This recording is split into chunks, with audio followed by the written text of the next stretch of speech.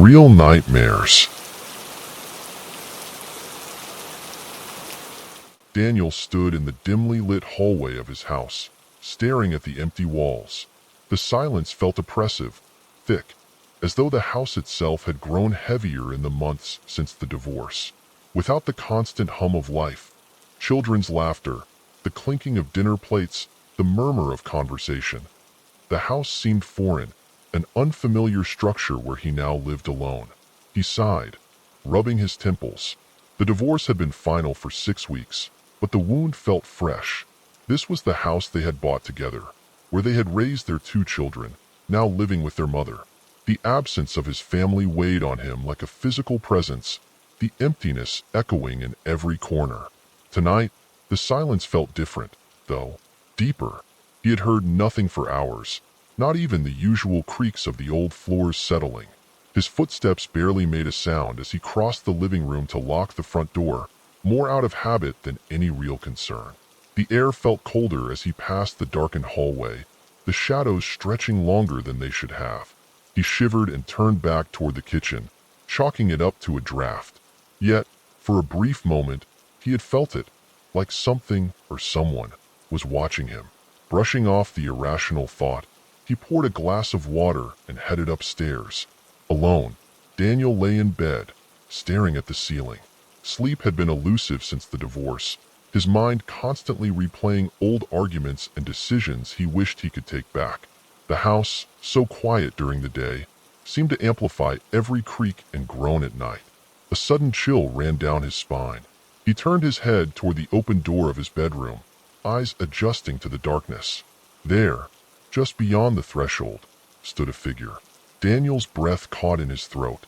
The shape was tall, unnervingly still, its outline barely discernible in the dim hallway light. His first instinct was to dismiss it, his rational mind scrambling for explanations.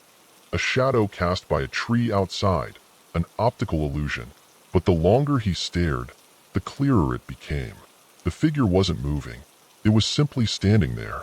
His heart pounded in his chest as he sat up, his gaze locked on the motionless silhouette. With a trembling hand, he fumbled for the bedside lamp. As the light flooded the room, Daniel blinked, and the figure was gone. Nothing stood in the hallway now but silence and shadows. He exhaled sharply, forcing himself to believe it had only been his imagination.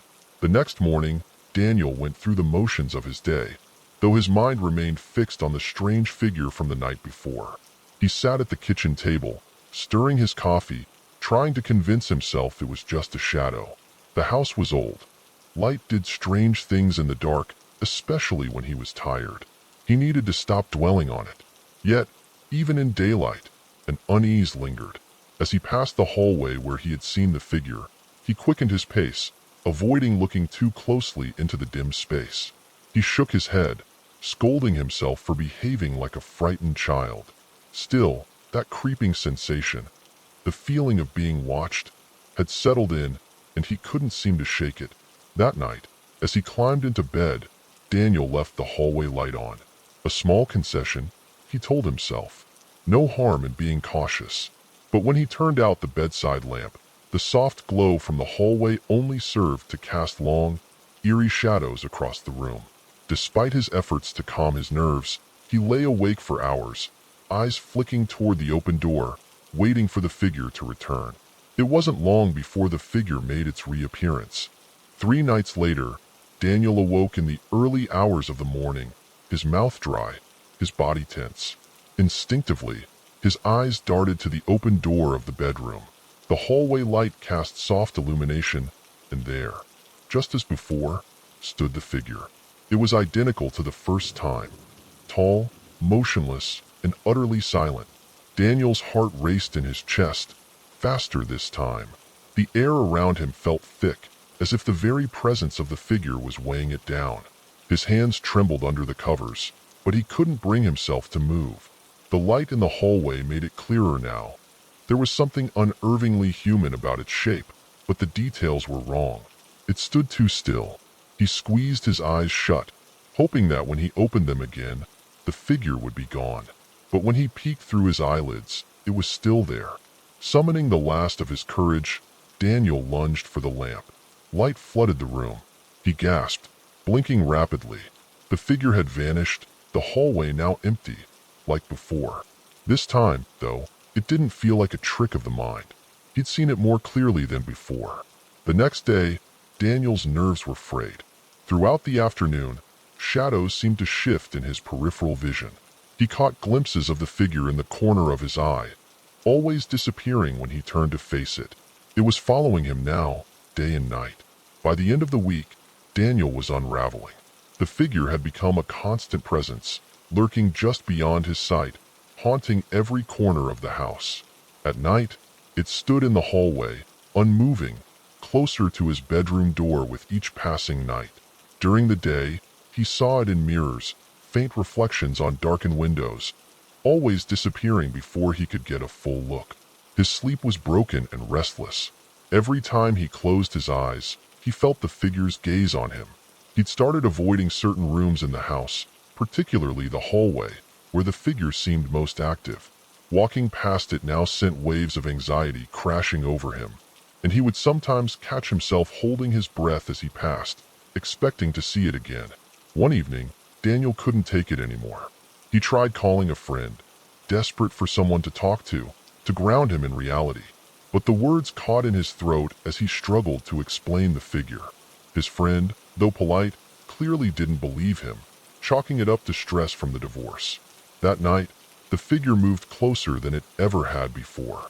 Daniel woke with a start, the room colder than usual. He could feel it.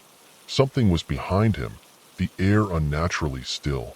Slowly, dread mounting, he turned, expecting to find the figure standing beside his bed. But when he looked, nothing was there.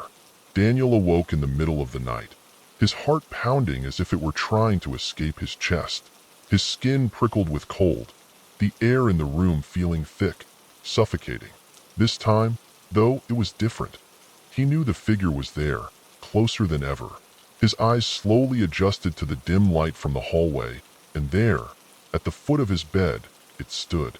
The figure was no longer a vague silhouette in the distance. It loomed just feet away from him, dark and featureless, its presence so tangible that Daniel could almost feel the weight of it pressing down on him. He tried to move, but his body felt paralyzed, trapped by the oppressive air. Panic welled in his chest, but his voice failed him.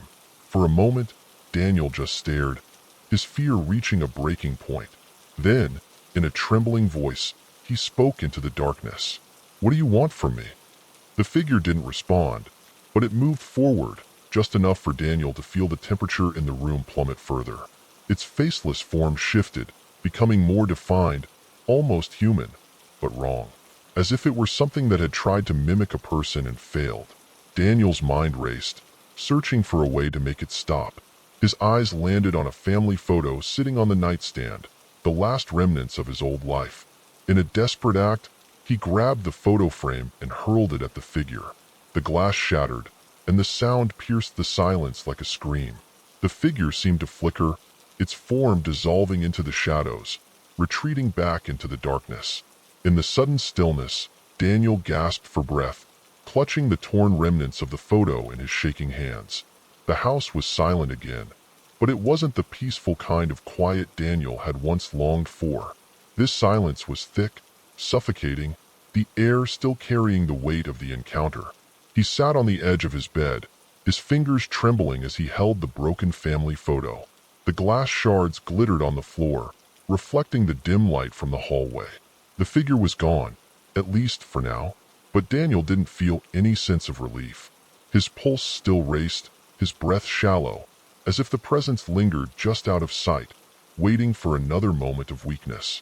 The shadows in the hallway seemed deeper, darker than they had before, and he couldn't help but glance toward the open door every few moments. He knew the figure had been more than just a hallucination. It had felt too real, too cold. But even as he tried to rationalize what had happened, a part of him feared that the figure wasn't done with him yet. Daniel had won this battle, but his inner turmoil remained. The loneliness, the guilt, the emptiness. It was all still there, waiting to manifest again. He was haunted not just by the figure, but by the unresolved pain it had left behind. Days passed, But the house never felt the same. Each creak of the floorboards, each shift of shadow against the walls, sent Daniel's nerves spiraling. He would sit in his living room, staring into the hallway, waiting. The figure had vanished, but its memory remained etched into the fabric of the house and into his mind. He tried to convince himself it was over, but deep down, he knew the truth. The figure hadn't simply disappeared. It was part of him, a manifestation of the guilt and loneliness he had tried to ignore for so long. Even now, in the quiet hours of the night, Daniel could feel it lurking, waiting for him to falter again. He glanced at the broken photo on the nightstand, the faces of his family cracked and distorted. Alone in the dim light, Daniel couldn't shake the feeling that he wasn't really alone after all.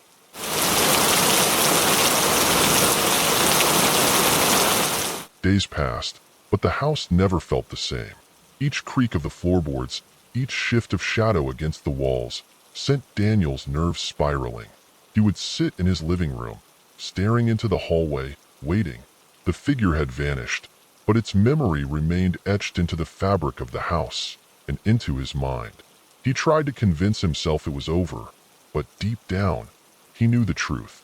The figure hadn't simply disappeared. It was part of him, a manifestation of the guilt and loneliness he had tried to ignore for so long. Even now, in the quiet hours of the night, Daniel could feel it lurking, waiting for him to falter again. He glanced at the broken photo on the nightstand, the faces of his family cracked and distorted. Alone in the dim light, Daniel couldn't shake the feeling that he wasn't really alone after all. The next few days passed slowly. David fell into a routine, trying to adjust to life on his own. Yet, the strange occurrences in the house persisted. At first, they were subtle. A light left on when he was sure he'd turned it off. A book he hadn't opened suddenly lying on the table.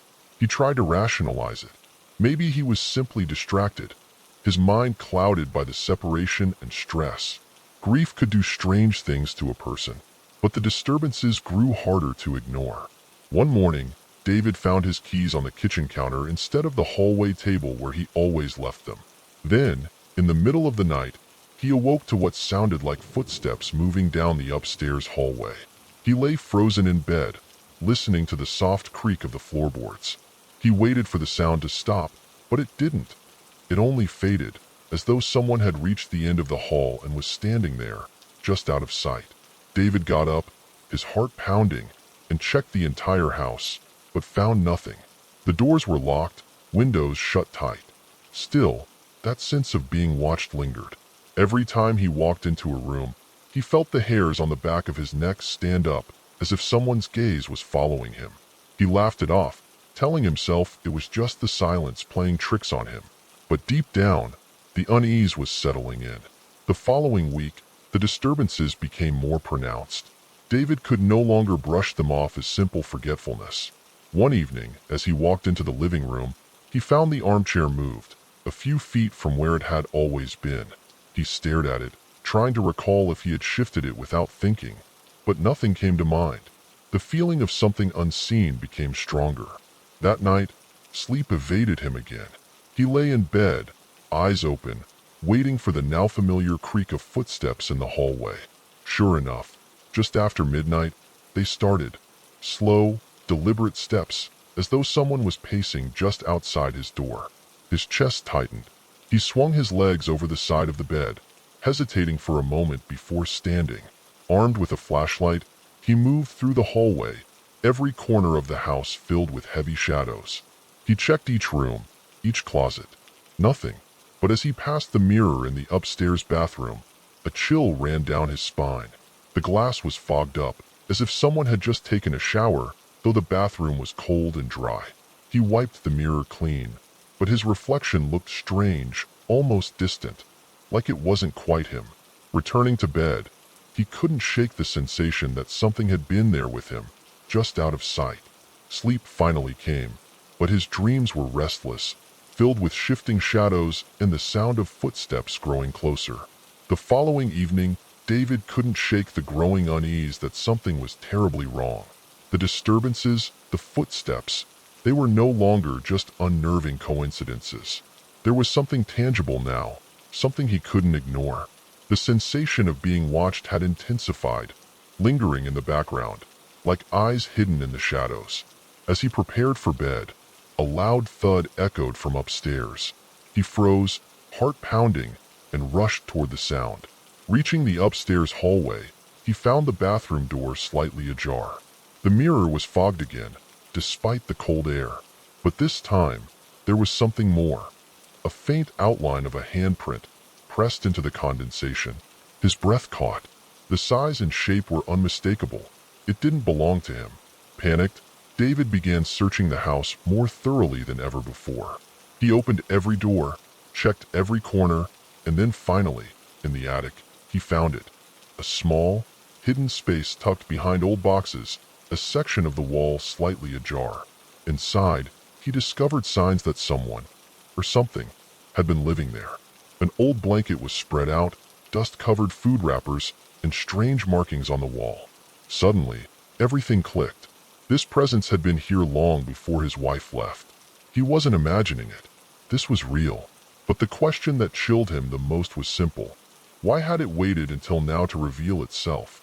His blood ran cold. He wasn't alone, and hadn't been for a long time. The discovery in the attic left David reeling, but it was only the beginning. That night, the house no longer felt like his.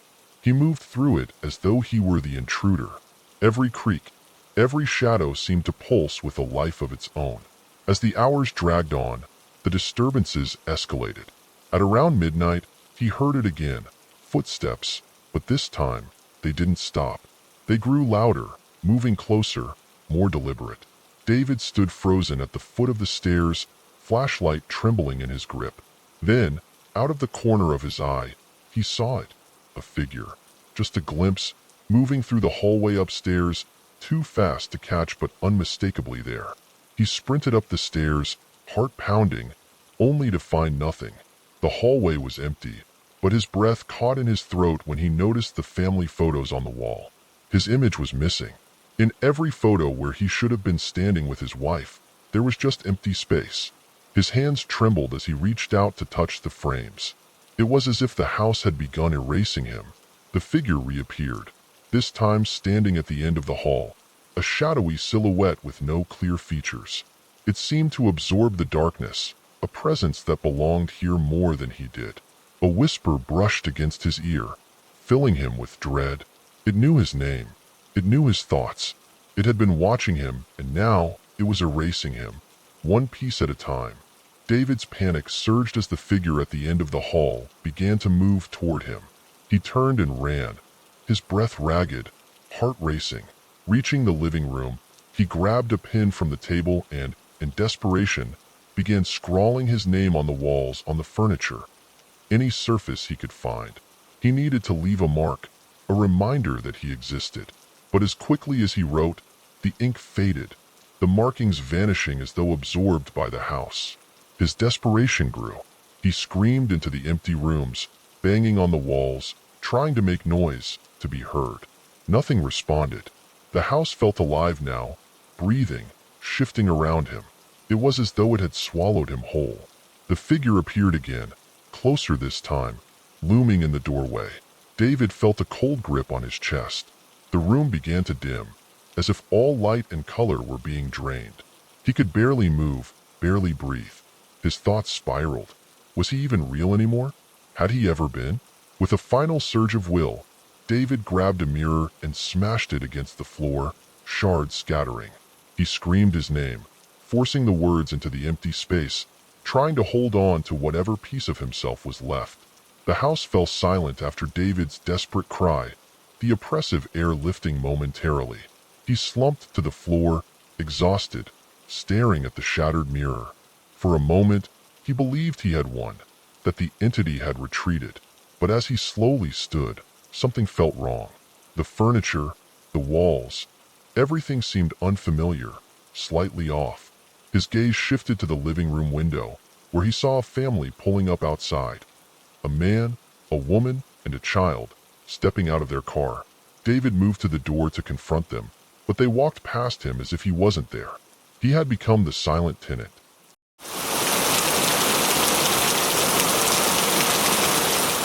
Sarah stepped into the quiet, dimly lit hallway of her new apartment building. The walls were yellowed with age, and the faint smell of dust hung in the air. Her excitement, however, overshadowed the small details. She had finally found a place of her own, away from the cramped chaos of shared spaces and noisy roommates. The apartment was affordable, conveniently located, and cozy. It felt like the perfect place to begin her new life of independence. Inside, the apartment was as she remembered it, small but inviting.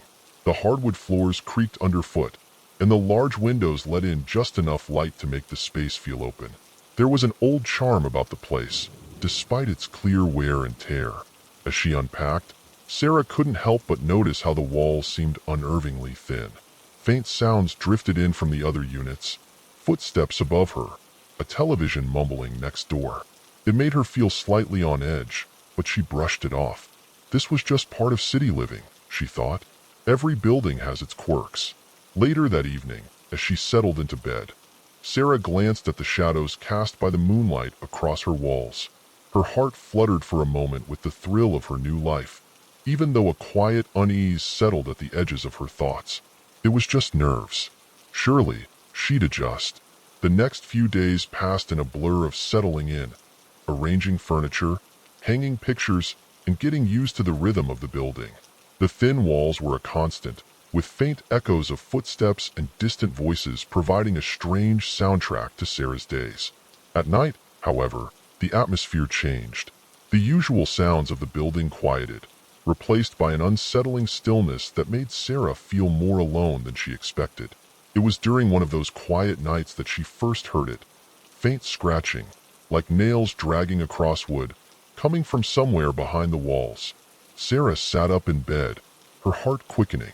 She strained to listen, but the noise had already stopped. Probably just mice, she muttered, shaking off the fear. It was an old building, after all. She closed her eyes and forced herself back to sleep. The following morning, Sarah's unease lingered. As she made her way to the kitchen, she noticed her keys weren't where she had left them the night before. She found them across the room, on a shelf near the front door. Frowning, she tried to recall moving them, but couldn't. She told herself it was exhaustion. Moving was stressful, and she had been distracted. That evening, the scratching returned. This time, it seemed louder, more deliberate. She sat in bed, staring at the wall, waiting for it to stop. After a while, it did, but a gnawing sense of dread remained. She told herself it was just her nerves, but something about the sound felt wrong. The days dragged on, but the nights were growing worse. The scratching had become more frequent, occurring every night at nearly the same time. Just as Sarah was drifting off to sleep, she began to dread the darkness. It wasn't just the scratching anymore. Now there were whispers, soft and indistinct, as if someone was murmuring just beyond the walls. At first, the words were too faint to make out, but as the nights went by, she began to hear it clearly, her name. The first time she heard it, she froze in bed, her pulse hammering in her ears. Sarah. The whisper was soft, almost tender, but it chilled her to the core. She waited, heart pounding, but no other sound followed. When morning came, she brushed it off as a bad dream. Yet, as the whispers persisted, her sense of reality began to blur. She'd wake up in a cold sweat, convinced that something was watching her, waiting just beyond her sight. One evening, exhausted from lack of sleep, Sarah decided to confront the landlord. She explained the sounds, the scratching, the whispers, the growing sense of dread that seemed to linger in the apartment. The landlord, an elderly man with thinning hair and a dismissive attitude, simply smiled. "Old buildings make noise," he said with a wave of his hand. "You'll get used to it." Frustrated and feeling increasingly isolated, Sarah returned to the apartment. But nothing felt right anymore. Her apartment, once a place of excitement and independence, now felt like a cage. She noticed more objects out of place. A chair pulled slightly away from the table, the kitchen faucet left dripping. Was she really doing these things herself, or was someone, or something, else in her space? The whispers became more insistent that night. As she lay in bed, fighting sleep, the faint murmur of her name crept through the darkness again, closer this time. She clutched the covers, fear clawing at her chest. Something was wrong, terribly wrong. Sarah couldn't shake the feeling that she wasn't alone. The apartment, once full of potential, had become suffocating. Determined to understand what was happening, she decided to dig deeper into the building's history. After a night of restless sleep and growing paranoia, she started her search online. What she found only heightened her fears. The apartment had been occupied by a woman named Emily Rogers, who had vanished mysteriously 2 years ago. No one knew what happened to her. No signs of a struggle, no leads. The police had investigated but found nothing. It was as though Emily had simply disappeared. Sarah felt a cold dread sink into her bones. The parallels were too close. She too had heard things, felt things. Was she headed toward the same fate? That night, the noises escalated to a fever pitch. The whispers seemed to crawl out of every wall, every corner of the apartment. Sarah felt trapped, hunted. She tore through the apartment, desperate to find the source of the disturbance. In a fit of panic, she began to search every inch of the place. Under furniture, behind shelves, until she found something she hadn't noticed before. A small, sealed compartment behind the bedroom closet. Prying it open, her hands trembling, Sarah discovered a dusty, leather-bound journal hidden inside. The name on the first page sent a chill down her spine. Emily Rogers. As she flipped through the pages, Sarah found eerily familiar accounts of the same noises, scratching in the walls, whispers that called her name, and the growing terror that had consumed Emily. The final entry made Sarah's breath catch in her throat. It's in the walls. Watching. Waiting. I can't escape. I hear it whispering my name every night. It wants me. The journal's final words echoed in Sarah's mind as the apartment fell into an unnatural silence. It wasn't just Emily's fate that terrified her. It was the creeping certainty that the same thing was happening to her. The scratching, the whispers, her name being called. It had all happened before. She slammed the journal shut, her hands trembling, heart pounding in her chest. What had she stepped into? Just then, the scratching returned, louder, more aggressive. Sarah's breath hitched. The sound wasn't confined to one spot anymore. It came from all around her, as though the walls themselves were alive, crawling with something unseen. Then, the voice whispered her name again, this time directly behind her. Sarah. She spun around, wide-eyed, but no one was there. Her pulse raced as the atmosphere in the apartment grew denser, the air thick with something she couldn't explain. The walls seemed to pulse, as if breathing, and the shadows around her deepened. She had to leave. Now. But as she rushed to the door, it wouldn't open. She pulled and twisted the lock, her fingers slipping in her panic, but the door refused to budge. The whispers grew louder, overlapping, turning into a chorus of indistinguishable voices. Her name reverberated from the walls, from the floor, from inside her own head. In a desperate frenzy, Sarah grabbed a hammer from the closet and began smashing at the wall where the sounds were loudest. The drywall crumbled under her strikes, dust filling the air. With every hit, the whispers became louder, shriller, until the walls seemed to scream with her name. But when the wall finally gave way, revealing a dark, empty space behind it, there was nothing there. Just silence, cold, suffocating silence. And then, from the darkness of the hole she had created, her own voice whispered back, Sarah. Sarah stood frozen, her breath shallow, staring into the dark void behind the wall. The air in the apartment felt heavy, pressing down on her as if the building itself had come alive, swallowing her whole. She staggered back, dropping the hammer, her mind racing. She needed to get out. Now. This time, the door opened without resistance. Sarah burst into the hallway, her heart still pounding in her chest. She slammed the door behind her, gasping for air, as if finally escaping a predator's grip. Her hands trembled as she fumbled to lock the door, vowing never to return. The apartment, her once safe haven, had become a nightmare she couldn't bear to face again. But just as she turned to leave, the scratching resumed. Faint, persistent, and accompanied by a soft, familiar voice from behind the door. Welcome back, Sarah.